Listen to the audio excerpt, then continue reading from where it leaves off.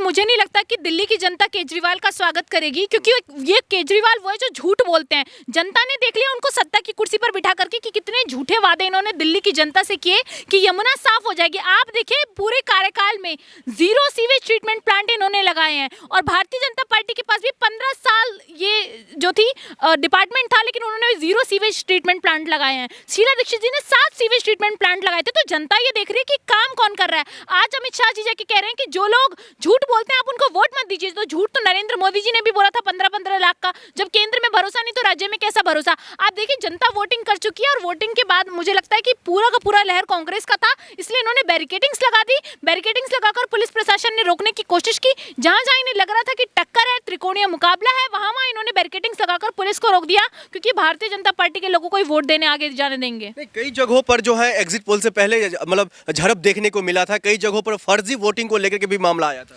देखिए आप ये देखिए जब भी चुनाव होते हैं ना, तो भारतीय जनता पार्टी में कुछ गुंडे हैं जो गुंडे जाते हैं और लोगों को रोकते हैं वोट देने से। उसके बाद झड़प हो जाती है 2 पक्षों में, क्योंकि सब अपना अपना मतदान करेंगे, ये संवैधानिक अधिकार है। ये लोग संविधान को खत्म करना चाहते हैं, इसलिए पुलिस को लगा देते हैं, बैरिकेडिंग्स लगा देते हैं लोगों को रोकने के लिए, इसलिए ये लोग झड़प करवा देते हैं। तो भारतीय जनता पार्टी के गुंडे हैं। इन गुंडे मवालियों से मेरा सीधा सीधा सवाल है कि आप ये बताइए आपको ये अधिकार किसने दिया कि आप जाकर बूथ के पास झड़प करेंगे। पुलिस प्रशासन कहाँ होता है जब ये झड़प हो रही होती है। तो मुझे लगता है कि भारतीय जनता पार्टी और जो अन्य पार्टियों के लोग हैं वो आपस में भिड़ते हैं। जैसे ये लोग राज्य में भिड़ते रहते हैं इनके एलजी और केजरीवाल जी, वैसे ये लोग सड़क पर झड़प कर रहे हैं। मुझे लगता है कि पूरी तरीके से बीजेपी ने साम दाम दंड भेद लगाकर जो दिल्ली को जीतने के लिए इस तरीके की चीजें की है, वो पूरी कोशिश करें। मुझे लगता है ईवीएम में भी घपला हो सकता है। आप जो है दिल्ली को लेकर के आम आदमी पार्टी के साथ साथ जो है बीजेपी पर आरोप लगा रही है, लेकिन भारतीय जनता पार्टी को अगर दरकिनार कर दे तो आम आदमी पार्टी ने पहले ही तो तय कर दिया है 50 सीट हमारी आ रही है। अगर महिला अगर जोर लगा दे तो 60+ भी जा सकती है। देखिए ये कहते हैं ना चाणक्य है एक हमारे देश में, फर्जी चाणक्य जो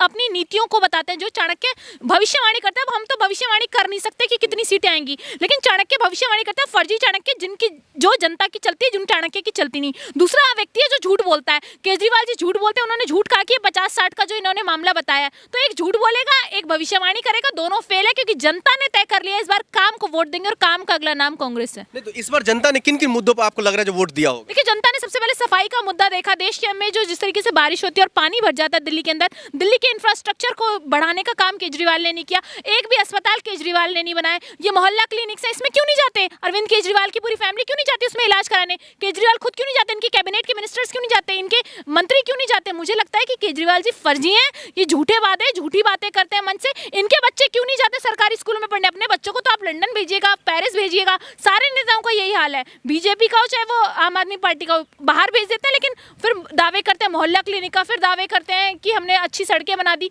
मुझे लगता है दिल्ली को पूरा ध्वस्त कर दिया केजरीवाल ने। शीला दीक्षित जी की दिल्ली आज भी सबको याद है, हमें भी याद है। उनके दिए फ्लाईओवर्स, उनकी दी मेट्रो की पूरी लाइन, मुझे लगता है कि सिर्फ शीला दीक्षित जी थी जिन्होंने दिल्ली का विकास किया था, और इस बार संदीप दीक्षित जी हराएंगे केजरीवाल जी को। 48 से 50 सीट का अनुमान लगाया जा रहा है, आम आदमी पार्टी जीत रही है। देखिए अनुमान ही तो लगा सकते हैं, एक भविष्यवाणी एक झूठ बोलना, तो ये अनुमान कुछ नहीं है, ये झूठे वादे हैं। जनता को गुमराह करने के लिए इन्होंने एक आंकड़ा दे दिया है।